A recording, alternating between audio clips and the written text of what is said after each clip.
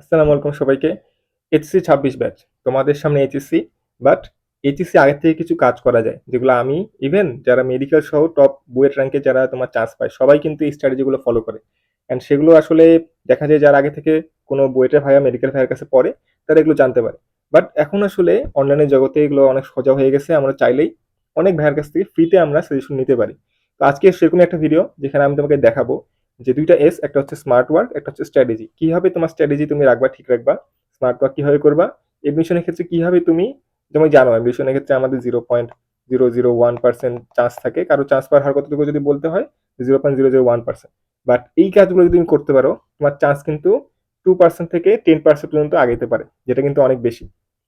এখানে কিন্তু মেধা আমি বলতেছি না যে তোমাকে মেধাবী হইতে হবে বা তোমাকে এমডিসি থেকে পড়তে হবে, কিছুই বলতেছি না। আমি নিজে এভারেজ স্টুডেন্ট, এমডিসি থেকে পড়াশোনা করি নাই। বাট আমার টার্গেট হচ্ছে আমি যেগুলো জিনিস ফলো করছি এভারেজ স্টুডেন্ট হিসেবে, সেগুলো তোমাকে বলে তোমার এখন যে এইচএসসি দেখো, এখন তুমি এখানে আসো, এইচএসসি কিন্তু এখানে প্রায় 6 মাসের একটা গ্যাপ। এখানে এডমিশনে তুমি 3 মাস পাবা। এই 3 মাসের থেকে 6 মাস কিন্তু অনেক বেশি। এবং এডমিশনে তুমি এর চেয়ে খুব বেশি পড়বা, কিন্তু কম সময়ে পড়বা। তার মানে তোমার যদি ব্রেন নিতে না পারে, তার মানে তোমাকে আগে থেকে একটু কিছু আগে রাখতে হবে। কারণ অনেক সময় ওই 3 মাসে অনেকের ব্রেন কাজ করে না, এত বেশি কাজ করে না যে অত বেশি পড়া তুমি লোড নিতে পারবা। এখন দেখো এই 6 মাসে তোমাদের মেন কাজ আছে টেস্ট পরীক্ষা, তারপরে উদ্বাসের এক্সাম আছে, এরপরে তোমার কলেজে এক্সাম আছে। এই কলেজে এক্সামগুলো কিন্তু অনেকটাই ইম্পর্টেন্ট, কারণ এখানে মার্ক কম আসা মানে তোমার কনফিডেন্স লো হয়ে যাওয়া। আমি চাচ্ছি না তোমার কনফিডেন্স লো হোক, বাট বলে রাখতে যাচ্ছি কলেজে এক্সাম ডাজেন্ট ম্যাটার। এই উদ্বাসের এক্সামে দেখবা অনেক সময় কম মার্ক দিবে, বাট এটাও ডাজেন্ট ম্যাটার। কারণ তুমি বোর্ড পরীক্ষায় দেখবা তুমি যদি মোটামুটি খাতা ফাঁকা না রাখো, একটা মার্ক উঠে যায়। ঠিক আছে? আর আমি কিন্তু বলতে হচ্ছে 90+ তোমাকে মার্ক পাইতে হবে, পাইতে হবে না, 80+ পাইলেই হবে। আসলে তোমাকে কিছু একটা কথা বলি, ফিজিক্স কেমিস্ট্রি বায়োলজি কিন্তু তোমাদের মেইন, মেইন না? ম্যাথ যারা বইয়ের জন্য ম্যাথ, তাদের ম্যাথ মেইন। আর যারা মেডিকেল, তাদের বায়োলজি মেইন। যেহেতু আমরা মেডিকেল নিয়ে কথা বলতেছি, এর বাইরেও কিছু বড় সাবজেক্ট আছে যার মধ্যে দেখো বাংলা, ইংলিশ, আইসিটি কিন্তু আছে। এই বাংলা, ইংলিশ, আইসিটি তুমি যদি ট্যাকেল দিতে পারো, এখানে কিছু চিট কোড আছে বলবো, তাহলে তুমি ফিজিক্স কেমিস্ট্রি ম্যাথের জন্য বেশি সময় দিতে পারবা। ওখানে বেশি সময় দেওয়া মানে কি, তুমি এখানে ফিজিক্সে একটু আগে যাবা, কেমিস্ট্রিতে আগে যাবা, বায়োলজিতে আগে যাবা। আলটিমেটলি তিনটাতে আগানো মানে তোমার মেডিকেল এডমিশনে তুমি আগে যাবা। ঠিক আছে?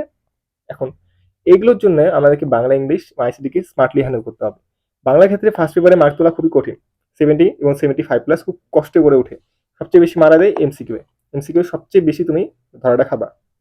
এই জন্য কি করবো, সেকেন্ড পেপারে চেষ্টা করবো 90+ উঠানোর। ঠিক আছে?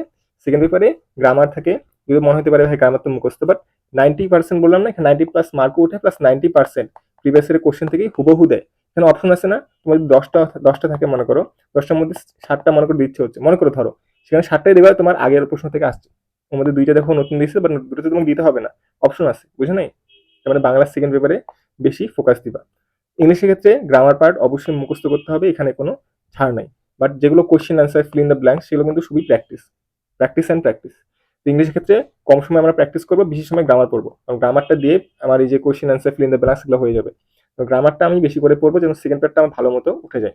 আইসিটির ক্ষেত্রে যেটা বলবো, অন্য সাবজেক্টের মতোই বোর্ড কোশ্চেন সলভ করবা, আর কোশ্চেন ব্যাংক, তুমি কোশ্চেন ব্যাংক বলতে কি, তোমার এই যে টেস্ট পেপার যেগুলো, সেগুলো সলভ দিবা।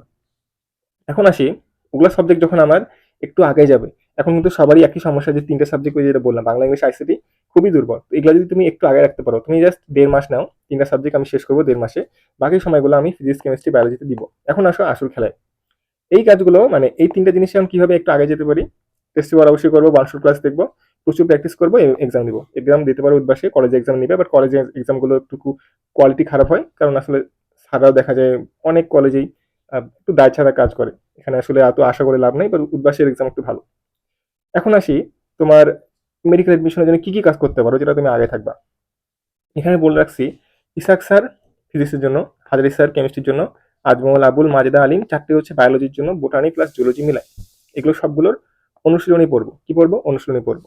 কোশ্চেন ব্যাংক পড়বো, বই আছে না, সেগুলোর বইগুলো পড়বো। মানে বই পড়া বলতে কি, যে মূল বই আছে, তো মূল বইগুলো যদি একবার পড়ে ফেলতে পারো, তাহলে হচ্ছে মূল বই আসলে আজমল পড়বে, আবুল পড়বা, মাজেদা পড়ার দরকার নেই, আলিম পড়ার দরকার নেই। অনুশীলনী, কোশ্চেন ব্যাংক আর বই, মেইন বই যেটা, মেইন বইটা পড়বো, এবং এরিয়া মার্কিংটা আমরা তখনই করে ফেলবো।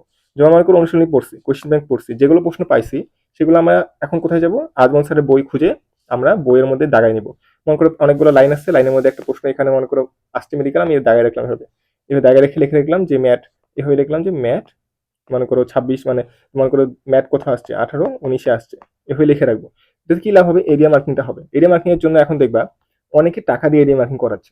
তুমি সেখানে তুমি ফ্রিতে পাচ্ছ, জাস্ট অনুশীলনী সলভ দিবা, কোশ্চেন ব্যাংক করে বইয়ের মধ্যে দাগিয়ে রাখবা। এটাই এরিয়া মার্কিং। এরিয়া মার্কিং করলে তুমি কিন্তু মেডিকেল এডমিশনের 50% কাজ হয়ে যাচ্ছে। বই দাগানো আর বই পড়া এটাই তো অনেক কঠিন কাজ, কিন্তু কোশ্চেন ব্যাংকে প্রশ্ন অনেক কম থাকে, কম সময়ে দাগানো যায়। অনুশীলনীগুলো দেখতে পারো, ফুল সিলেবাস যেহেতু, অনুশীলনী অবশ্যই দেখবা। অনুশীলনী থেকে প্রশ্ন এবারও আসছে, পরবর্তীতে আসবে, ঠিক আছে? এখন ফুল সিলেবাসে একটা ডিসঅ্যাডভান্টেজ হচ্ছে যে যে সাবজেক্টে তুমি মনে করো ধরা খাবা, সেটা হচ্ছে ফিজিক্সের ক্ষেত্রে ফুল সিলেবাসে ধরা খাবা, আর বায়োলজির ক্ষেত্রে একটু ধরা খাবা। তার মানে কেমিস্ট্রিতে কেন খাবা না? কারণ কেমিস্ট্রিতে 10টা চ্যাপ্টার, তোমার 10টা চ্যাপ্টারের মধ্যে তুমি যদি ফার্স্ট পেপারে 3টে চ্যাপ্টার পড়ে যাও, সেখান থেকে তোমার প্রশ্ন এমনি কমন পাবা। আর ফিজিক্সের ক্ষেত্রে দেখো কতগুলো চ্যাপ্টার, তার মানে তোমাকে অনেকগুলো চ্যাপ্টার পড়তে হচ্ছে, প্রশ্ন বেশি সব দিতে হচ্ছে, প্লাস ফিজিক্সের ক্ষেত্রে কিন্তু অনেক থিওরি বা অনেক তোমার কনসেপ্ট কাজে লাগে। তার মানে ফিজিক্সের ক্ষেত্রে একটু সিরিয়াস হবা। এখানে কিন্তু আসলে ধরা খাওয়া বলতে কম মার্ক ওঠে, আর বায়োলজিতেও কম মার্ক উঠে। বাট বোর্ডে আমি বলে রাখি, খাতা ফাঁকা না রাখলে মার্ক উঠে। তার মানে বোর্ডের জন্য এত বেশি পড়িও না যে তোমার এই যে 6 মাস, এই 6 মাসটা পুরো ওয়েস্ট চলে যায়। আমি চাচ্ছি 6 মাসে তোমার এরিয়া মার্কিংটা হয়ে যায়, এবং তুমি দাগানো বই যে কোনো গান থেকে তুমি নিয়ে নিবা। দাগানো বই আমি চেষ্টা করবো দেওয়ার, বাট ওভারঅল তুমি চেষ্টা করবে দাগানো বই এখন থেকে তোমার বইগুলো সব জায়গায় রাখতে, ঠিক আছে? তাহলে এখন মুদ্রা কথা কি? মুদ্রা কথা হলো যে আমাদের এইচএসসি 26 ব্যাচ, আমাদের সামনে তোমার একটা স্বপ্ন আছে। এই স্বপ্নকে আমরা পূরণ করার জন্য আমরা একটা প্ল্যান বানাইলাম যে আমাদের যেগুলো অন্য সাবজেক্ট কম পড়ছে সেগুলো আমরা 1.5 মাসে শেষ করব। বাকি সাবজেক্টগুলো আমাকে ওখানে বেশি সময় দেবো, পরে কখন, যখন আমাদের 1.5 মাস কমপ্লিট হয়ে গেল। তারপরে আমি 3 মাসে 4 মাসে ওগুলো বেশি করে পড়বো, টেস্ট পেপার করবো, কোশ্চেন ব্যাংক করবো, এরিয়া মার্কিং করবো। এভাবে দেখবা তোমার মেডিকেল এডমিশনে অনেকটাই আগে গেছো, ঠিক আছে? অনেকটাই আগে গেছো। এইটাই, জাস্ট এইটুকুই করতে হবে, আর কোনো কিছুই বেশি লাগবে না। কোর্সে ভর্তি হইতে পারো, আমাদের টার্গেট ডিএমসি কোর্স আছে। বাট কোর্সে ভর্তি হওয়ার থেকেও যে এই কাজগুলো কিন্তু ওখানে করতে হচ্ছে, অনেকে কোর্সে ভর্তি হয়ে এগুলো কাজ করতেছে না। তার মানে তুমি যদি এমনিতেও করো, অনেকটাই আগায় যাবা, ঠিক আছে? এইটুকুই জাস্ট। তো আজকের জন্য এইটুকুই। সবার জন্য দোয়া থাকলো, এবং এইচএসসিটাকে একটু সিরিয়াসলি নিবা। মেডিকেল এডমিশন অবশ্যই বেশি ইম্পর্টেন্ট, বাট এইচএসসিটাকে খুব হেলাফেলা করবে না। যা বলছি ঠিক আছে, এডমিশনকে অবশ্যই দিব, বাট এখানে এইচএসসিটাকে হেলাফেলা করবে না, ঠিক আছে? এইচএসসি একটা মার্ক আছে। তো আজকের জন্য এটুকুই, দেখাবো অন্য কোনো ভিডিওতে। আসসালামু আলাইকুম।